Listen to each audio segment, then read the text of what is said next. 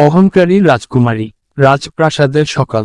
এক দেশে ছিল এক ধনী রাজ্য, রাজা রবি ও রানী লীলার একমাত্র মেয়ের রাজকুমারী রূপা।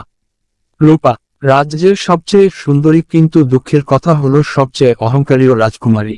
রাজপ্রাসাদের বারান্দায় রূপা আয়নার সামনে সাজছে, দাসীরা পাশে দাঁড়িয়ে আছে। রূপা হাসি দিয়ে, আমার মতো সুন্দরী আর কেউ নেই, এই রাজ্যের সবাই আমার প্রশংসা করবে, এটাই আমার গর্ব। দাসী, রাজকুমারী, প্রজারা আপনাকে দেখতে এসেছে, একটু তাড়াতাড়ি করেন। রূপা অহংকার করে বলে, ওদের বলো আমি আজ কারোর সাথে দেখা করব না, বলো রাজকুমারীর সময়ের অনেক মূল্য। রাজবাগানে দুপুরবেলা। সেদিন দুপুরে রাজবাগানে এক বৃদ্ধা এলো। বৃদ্ধা রাজকুমারীকে বলল, মা আমি ক্ষুধার্ত, আমাকে একটু ফল বা রুটি দাও। রূপা ঠাট্টা করে বলে, তুমি কে রে বুড়ি, আমার বাগানে এসে ভিক্ষা চাইছো? যাও গেটের বাইরে গিয়ে ভিক্ষা করো, আমার এখানে তোমাকে দেওয়ার মতো কিছু নেই। বৃদ্ধা গম্ভীর কণ্ঠে বলে, এই মেয়ে, মনে রেখো তোমার এই অহংকার একদিন সব কেড়ে নেব। সৌন্দর্য বেশি দিন থাকবে না, যদি তোমার মন ভালো না হয় মনে রেখো আমার এই কথাটা। রূপা হাসতে হাসতে, আমাকে জ্ঞান দিতে এসেছো নাকি? তুমি নিজের মুখটা আয়নায় দেখো গিয়ে আগে। বৃদ্ধা তখন রহস্যময়ভাবে হাসলেন আর মুহূর্তেই অদৃশ্য হয়ে গেলেন। রাজপ্রাসাদের রাত। রাতে আয়নার সামনে দাঁড়িয়ে রূপা নিজেকে দেখছিল।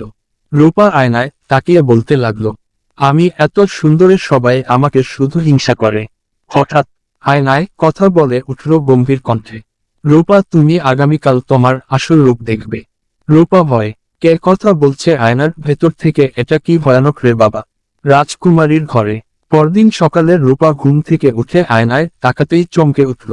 রূপা চিৎকার করে, এটা আমি না, আমার মুখে দাগ কেন? আমি তো অনেক সুন্দরী ছিলাম, এখন কি করে এমন হলো? দাসী ভয়, রাজকুমারী আপনাকে একদম চিনতে পারছি না, আপনার এই অবস্থা কি করে হলো? রূপার সৌন্দর্য হারিয়ে গেছে। রূপা কাঁদতে কাঁদতে রানীর কাছে গেল। রানী, মা এটা হয়তো ঈশ্বরের শিক্ষা, মানুষের আসল সৌন্দর্য থাকে তার হৃদয়ে। যাত্রা শুরু, রাজ্য থেকে প্রস্থান। রূপার সিদ্ধান্ত নিল সে বৃদ্ধাকে খুঁজে বের করবে। প্রাসাদ ছেড়ে একা বেরিয়ে পড়ল রূপা। রূপা নিজে মনে মনে বলে, আমি অহংকার করে ভুল করেছি, এখন ক্ষমা চাইতেন হবে আমাকে। রূপা ধুলায় ভরা পথে হেঁটে যাচ্ছে, সূর্যের তাপ মাথায়, মুখ ক্লান্তির ছাপ।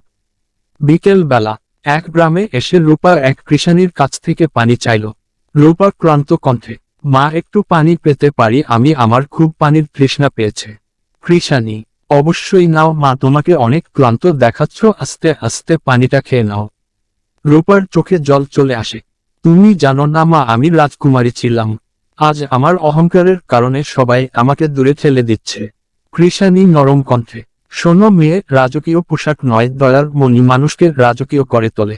রূপার চোখ ভিজে গেল। রূপা বুঝতে পারলাম, সৌন্দর্য নয়, মানবতাই হলো সবথেকে বড় সৌন্দর্য। রহস্যময় বন। সন্ধ্যা। রূপা হেঁটে যাচ্ছে, অন্ধকার নামছে। রূপা এক জাদুর বনে পৌঁছালো। হঠাৎ আলো ঝলমল করে উঠল, আর সেই বৃদ্ধা মহিলা এসে হাজির হলো। রূপা হাঁটু গেড়ে বসে, মা আমাকে ক্ষমা করো, আমি তোমাকে অপমান করেছিলাম, তার শাস্তিও পাচ্ছি, আমি সত্যিই বদলে গেছি এখন। বৃদ্ধা হাসি দিয়ে, তুমি এখন বুঝেছ মেয়ে, বিনয়ই আসল সৌন্দর্য। বৃদ্ধা হাত রাখলেন রূপার মাথায়, মুহূর্তে তার মুখ ঝলমল করে উঠল, সৌন্দর্য ফিরে এল, কিন্তু এবার রূপার চোখে ছিল দয়া আর বিনয়। রাজপ্রাসাদে। পরের দিন সকালে রূপা প্রাসাদে ফিরে এল। রাজা ও রানী আনন্দে তাকে জড়িয়ে ধরলেন। রূপা, মা বাবা আমি বদলে গেছি, আমি আর অহংকার করব না, আমি প্রজাদের সুখের জন্য কাজ করব। রাজা, তুমি এখন সত্যিকার রাজকুমারী, মন দিয়ে কাজ করো, মুখ দিয়ে নয়। প্রজাদের মাঝে। রূপা এখন সবার প্রিয়। রূপা অসুস্থদের পাশে থাকে, গরিবদের সাহায্য করে, শিশুদের শেখায় কিভাবে সকলকে ভালোবাসাতে হয়।